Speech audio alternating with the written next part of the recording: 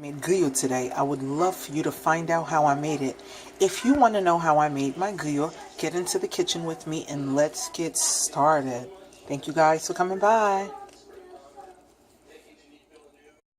Okay, for the recipe, you're going to need a pork shoulder. Okay, this is a pork shoulder. You're going to also definitely need some sour oranges, which I have here in a bowl. Okay, so we're going to chop this up in cubes. So this is my pork, and this is the bone that is left. So what I like to do is I like to trim off the little pieces of meat as close to the bone as possible. And this is what I have here, and I'm going to salt this and cure this. And this is going to be for another, for other dishes that I'll be using, like a pancetta in my rice, etc. But it has to be cured and salted very well. So what I do with the bone then is you can also salt this and you can put it in soups, you season it as well. But this is it for the moment. It's done its duty. We've gotten our meat for our griot. Now it's time for me to cut up the sour oranges and wash it up very well. Difference in when you're making griot, you do not give it a hot boiling bath as you do with other meats. So this is just going to be washed in cold water and our sour oranges. If you don't have sour oranges, feel free to use limes and lemons as well. Out of our sour oranges, you can see that there's a thicker rind on them. Look how that one is. This is the outside of your sour oranges. It is not like your regular orange, but look at this one I purchased as well.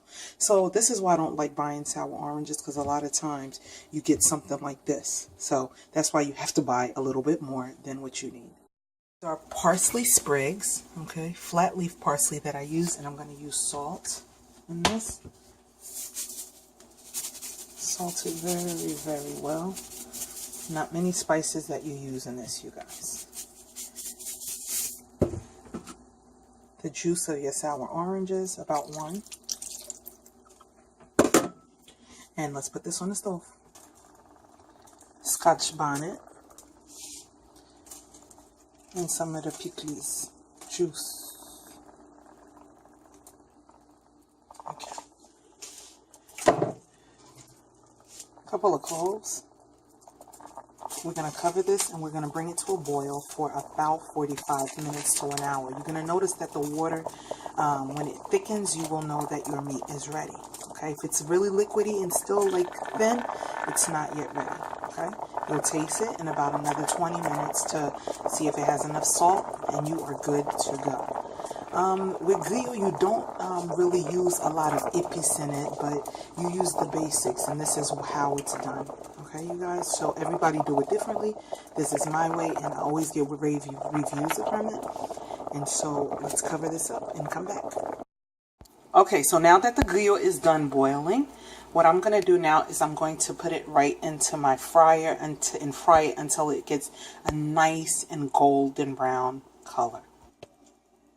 Okay, so now that I have it in the basket, I want to make sure that I drain off all of the liquid, okay? Because this is one of the most dangerous parts when you're frying griot, because because of the pork, the skin of it, it really like pops a lot, so you got to be very careful. I'm going to put it right in. Okay, make sure you start off with clean oil, fresh oil. Okay.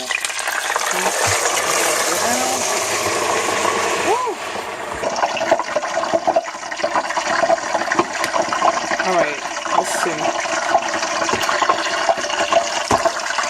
This is all beautiful. All right,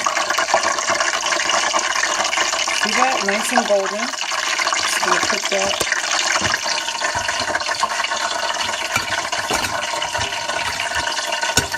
And you can take your other meat and put it in a strainer like I've done over here. Okay? I put it right through the strainer so it don't cause the same problem. Down goes the second batch.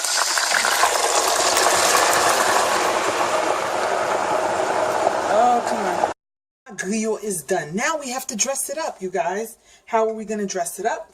Yes. Our griot also has a code of conduct. Yes, so we're going to cut white onions that we have here, slice them. Okay, this is about half.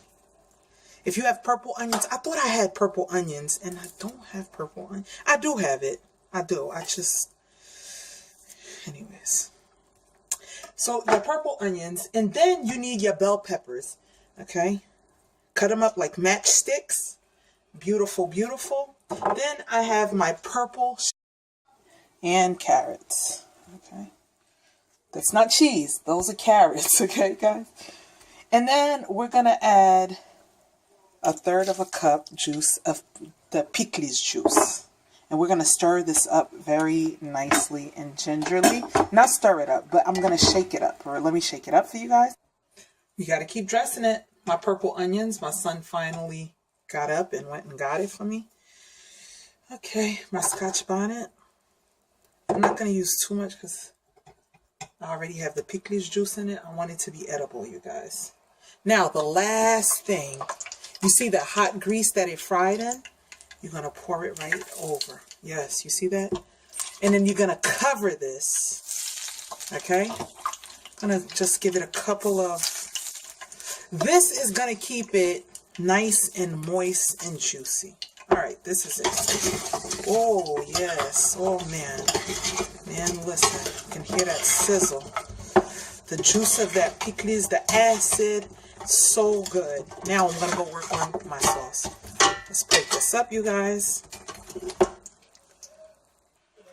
I also added some Pikliz to this, okay? So some of you may not want to put it in there, but you could put it one to the side as a condiment. But this is it, you guys. Now I'm going to top it off. Once you finish frying it, always keep it covered. Every time you finish frying a batch, keep it covered. Add some onions and bell peppers into that, and we're going to stir. The bottom of the pot is like that because I used the fat that boiled the meat. So it's going to, this is caramelization. I'm just going to use the liquid back into it, and it's going to decaramelize the bottom of that pan, and that's all flavor. I'm not getting rid of that. Next, I'm going to add our tomato paste, about 1.5 tablespoons. Going to stir that in.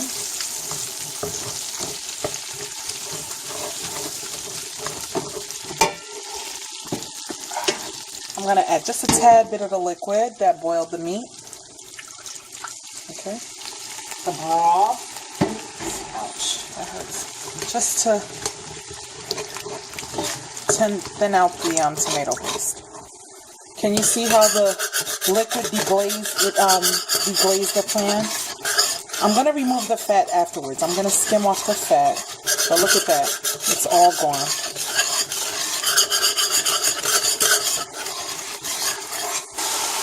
All we're doing here is frying off the taste, that tomatoey taste, okay? You have to let it fry off because we're not making a pasta tomato sauce. Okay, once it's fried off, sorry about this. You're going to add the liquid. Let it come up to a boil. I'm going to throw in a couple of sprigs of thyme right in there. Parsley right in there. Okay, you guys, this is my griot. This is the sauce. Just to finish it up, all you're going to do is just put some onions in it. And then I'm going to also put some bell peppers. And I have my scotch bonnet that I cut up. And I'm going to let it soak in there. What would griot be without plantains? Yes, you guys. Some nice golden fried plantains to go along with the griot. You guys, thank you so much for coming. I so appreciate when you come into the kitchen with me. May God bless you. I love you guys for watching. Like, comment, subscribe, and share. You guys, let me know. Comment down below what you think about my recipe after you've tried it. That's what I said, yeah, after you've tried it. You guys, thank you again. God bless. Love you for watching, and I hope you've been affected. Bye.